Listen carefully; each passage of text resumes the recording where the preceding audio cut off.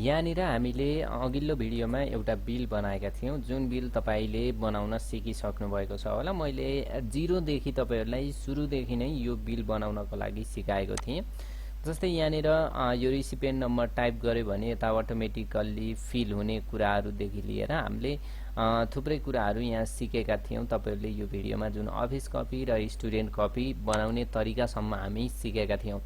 त्यसपछि हामीले यहाँ दुईवटा बटन राखेका थियौं, एउटा प्रिन्ट भनेर र अर्को सेभ भनेर बटन राखेका थियौं। यो सेभमा क्लिक गर्यो भने यो अटोमेटिक सेभ हुन्थ्यो यसरी र तपाईले यो प्रिन्ट गरेर दिन सक्नुहुन्थ्यो। यो तपाईले सेभ गरेको कुरालाई प्रिन्ट गरेर दिन सक्नुहुन्थ्यो भने अब यहाँनिर प्रिन्ट भन्ने अप्सन छुट्टा थियो। प्रिन्टबाट तपाईले प्रिन्ट गरेर यो प्रिन्टमा क्लिक गरेर अटोमेटिक तपाईको प्रिन्टरमा प्रिन्ट आएर तपाईले प्रिन्ट दिन सक्नुहुन्थ्यो। यो भिडियो मैले अघिल्लो भिडियोमा तपाईलाई सिकाइसकेको छु। भिडियो हेर्नु भएको छैन भने कृपया माथि आई आइकनमा भिडियो आएको छ, त्यहाँबाट पनि भिडियो हेर्न सक्नुहुनेछ साथीहरु। त्यसपछि मैले आजको भिडियोमा तपाईहरुलाई के सिकाउँदै छु त भने विशेष गरी हामीले यो सेभमा क्लिक गरिसकेपछि यस्तो चाहिँ यो जुन पीडीएफमा आएको छ यो चाहिँ नआओस्। हामीले प्रिन्टमा क्लिक गर्दाखेरि यो जुन हामी सेभ गर्ने मेथडमा छौं यो आओस् र अरु चाहिँ हामीलाई सेभमा क्लिक गरिसकेपछि यता डाटा सेभ होस् भनेर यस्तो हामीले बनाउनको लागि हामी यहाँ सिक्दै छौं साथीहरु। भिडियोलाई अन्त्यसम्म हेर्नु होला। भिडियो कस्तो लाग्छ मन पर्छ भने कमेन्ट बक्समा कमेन्ट गर्नु होला साथीहरु। हामीले माइक्रोसफ्ट एक्सेल को विभिन्न प्रकारको टिप्स र ट्रिकको भिडियोहरु बनाइरहेका छौं र बनाउने क्रममा हामी जुटिरहेका छौं। आज हामीले यहाँबाट सेभमा क्लिक गर्दा यता हामीले यो जुन हाम्रो टेबल छ यसमा चाहिँ हाम्रो अटोमेटिक फिल भएर हामीलाई कति जनाले पैसा बुझाउनु भयो, कति उठ्यो भनेर हामी कलेक्सन गर्ने एउटा जुन हामीले डाटा राख्ने, हामीले डाटा स्टोरेज गर्ने एउटा डाटाबेस जस्तो हामी बनाउँदै छौं। त्यसको लागि म यो पहिला के गर्छु त भने यो दुईवटा प्रिन्टरको बटनहरु चाहिँ म फाल्दिन्छु। यहाँबाट यो दुईवटा म प्रिन्टरको बटन हटाइदिए, प्रिन्टर र सेभको बटन म हटाएको छु। त्यसपछि हामी प्रिन्टर जुन यहाँ दुईवटा बटन राख्नको लागि आज म अर्कै बटन राख्ने छु। अघिल्लो भिडियोमा म फरक मेथडबाट बटन राखेको थिएँ, त्यो भिडियो हेर्नु होला। तपाईले कन्फर्म हुनुहुन्छ जस्तो बटन राख्न मन लाग्छ त्यस्तो राख्न सक्नुहुन्छ। आज म यो डेभलपर ट्याबमा जान्छु र यो डेभलपर ट्याब तपाईकोमा खुलेको छैन भने कसरी ल्याउने त्यो पनि म बनाइसकेको छु भिडियो, त्यहाँबाट पनि हेर्न सक्नुहुन्छ। यहाँनिर इन्सर्ट भन्ने छ, इन्सर्टमा गएर तपाईहरुले यो जुन इन्सर्ट भन्ने देख्नुभयो यहाँ इन्सर्टमा गएपछि यो बटन लिनु होला। आज म तपाईलाई बटन लिने तरिका सिकाउने छु। यो बटनमा गइसकेपछि अब यहाँनिर तपाईले यसलाई क्लोज गरिदिनु होला। यो बटनलाई अलि सानो बनाएर यसलाई तपाईहरुले लेख्नु पर्ने हुन्छ, प्रिन्ट भनेर लेख्नु होला। यहाँनिर हाम्रो यो प्रिन्टको बटन बनायो। यसैलाई म कपी गर्छु र यहाँनिर कन्ट्रोल भी गर्छु अनि त्यसपछि यहाँनिर गएर म के गर्छु यसलाई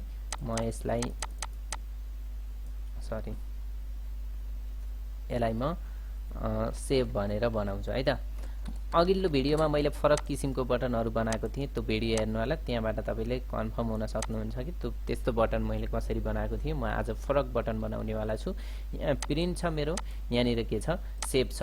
यो प्रिन्ट र सेभमा हामीले के गर्ने छौं, प्रिन्ट गर्दाखेरि हाम्रो पीडीएफमा जुन अघि हामीले खोलेको यहाँनिर ट्याब छ हो यस्तोमा प्रिन्ट गर्दाखेरि खुलोस् र यो सेभमा के होस् त सेभ होस् डकुमेन्ट भनेर हामी सेभ गर्दाखेरि हाम्रो यता सेभ होस् भनेर हामी बटन क्रिएट गरेका छौं। अब यो प्रिन्टको लागि पहिला म गर्छु, यो तपाईले अस्तिको मेथड हेर्दा पनि हुन्छ, नभए म यो प्रिन्टको लागि फेरि यहाँ गर्छु। तपाईहरुले म्याक्रो रन गर्नुपर्ने हुन्छ यस्तो कामहरु गर्नको लागि। हामी सटिक किसिमबाट गर्दाको लागि म्याक्रो रन गरेर गर्छौं। त्यसको लागि तपाई डेभलपरमा जानु होला। यहाँनिर रेकर्ड म्याक्रोमा क्लिक गर्नु होला। रेकर्ड म्याक्रोमा क्लिक गरिसकेपछि यहाँ म्याक्रोको नाम दिन भन्छ। तपाईलाई मैले प्रिन्ट बिल अन्डरस्कोर म्याक्रो गर्छु। त्यसपछि म यसलाई ओके गर्दिन्छु। ओके गरिसकेपछि म यहाँनिर फाइलमा क्लिक गर्छु। फाइलमा क्लिक गरेर सेभ एजमा क्लिक गर्नु होला।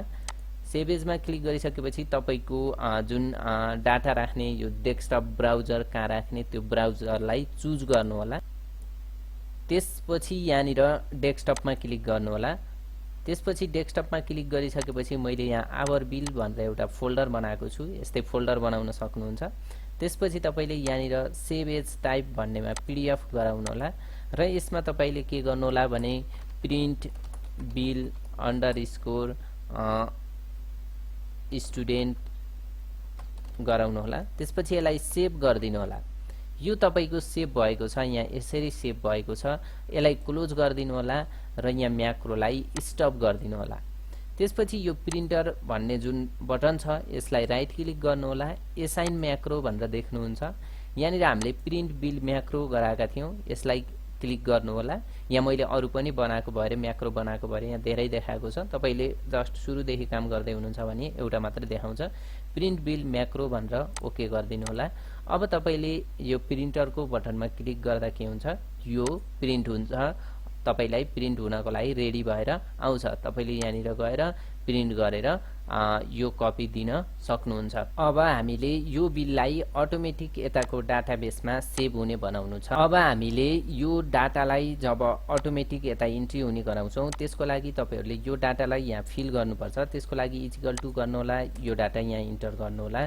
त्यसपछि इक्वल टु यो डाटालाई यहाँ इन्टर गर्नु होला। त्यसपछि इक्वल टु यो डाटालाई यहाँ इन्टर गर्नु होला।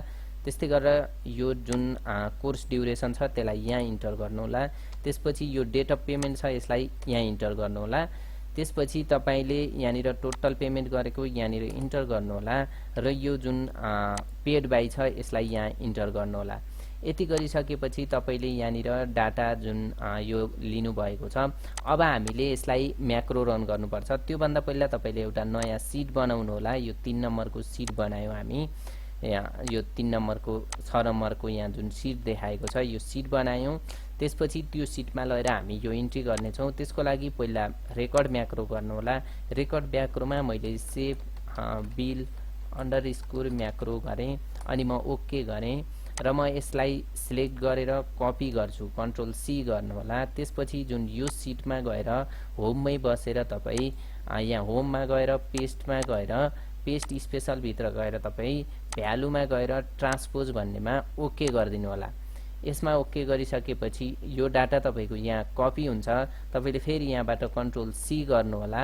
यहाँबाट कन्ट्रोल सी गरेर तपाई सेल 3 मा जानु होला। सेल 3 मा गएर यो जुन फर्स्ट ए को जुन 4 छ यो फर्स्ट सेल यसमा बसेर तपाई यहाँनिर इन्सर्टमा गएर इन्सर्ट कपीड सेलमा क्लिक गरिदिनु होला। त्यसपछि यहाँनिर तपाईको डाटा यसरी फिलअप हुनेछ। त्यसपछि तपाई जुन तपाईको यहाँनिर यो डाटा छ यसमा यो सेट 2 मा यसमा जानु होला, सिट 2 मा। त्यसपछि यसलाई सबैलाई हटाइदिनु होला। यहाँ जुन तपाईले इन्ट्री गर्नु भएको छ यसलाई पनि म हटाउँछु, यसलाई पनि हटाउँछु, यसलाई पनि हटाउँछु, यसलाई पनि हटाएँ, यसलाई पनि हटाएँ। त्यसपछि म यो जुन बैंकिङ भन्ने छ यसलाई पनि हटाइदिन्छु र अब तपाईले यहाँ डेभलपरमा गएर स्टप रेकर्डिङ गर्नु होला। त्यसपछि तपाईले यहाँनिर जुन यो तपाईको यहाँ सेभ लेखेको कुरा छ यसलाई राइट क्लिक गर्नु होला। त्यसपछि एसाइन म्याक्रो पछि सेभ बिल म्याक्रोमा गएर ओके गरिदिनु होला र तपाईको यो बटन इनेबल भएको छ। अब तपाईले यहाँनिर डाटा इन्ट्री गर्नुपर्ने हुन्छ। यहाँनिर तपाई 2 लेख्नु होला। त्यसपछि यहाँनिर हामीले राम लेखौं। त्यसपछि यहाँनिर कोर्समा हामी अकाउन्ट लेखौं अनि यहाँनिर कोर्स ड्युरेसनमा 12 मन्थ लेख्छु। त्यसपछि डेट अफ पेमेन्टमा म यहाँनिर इक्वल टु 2 डे लेख्छु अनि म इन्टर गर्छु।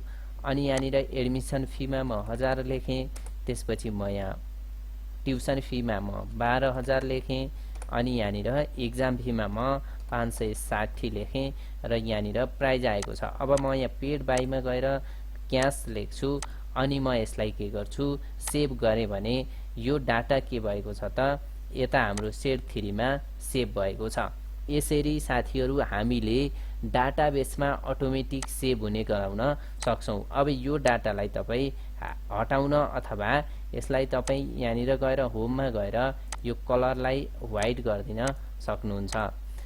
साथीहरु यसरी हामीले के गर्यौं त यो जुन अटोमेटिक फिल हुने सिट बनाएका छौं। मैले अर्को पनि इन्ट्री गरेर तपाईहरुलाई देखाउँछु। यहाँनिर 3 नम्बर लेखेँ, मैले यहाँनिर सीता लेखेँ, कोर्समा मैले कम्प्युटर बेसिक लेखेँ अनि मैले यहाँ कोर्स ड्युरेसनमा 3 मन्थ लेखेँ अनि यहाँ डेट अफ पेमेन्टमा म आजको डेट लेख्छु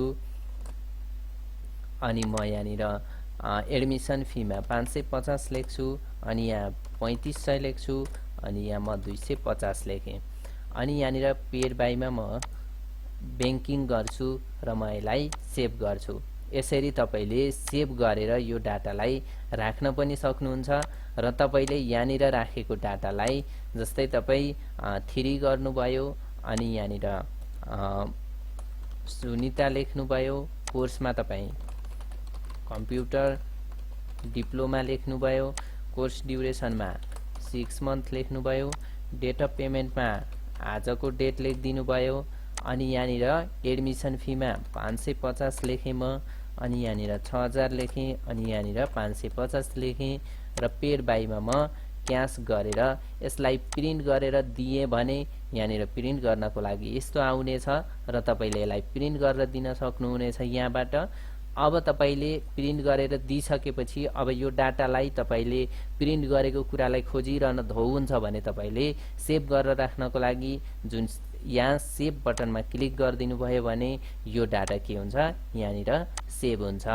साथीहरु यसरी हामीले अटोमेटिकल्ली डाटा सेभ हुने, डाटा फिल हुने एउटा जुन हामीले बिल बनायौं यस्तै भिडियो एक्सेलको टिप्स ट्रिक हेर्नको लागि हामीसँग जोडिनु होला र हामीलाई सब्स्क्राइब गर्नु होला। हस्त धन्यवाद।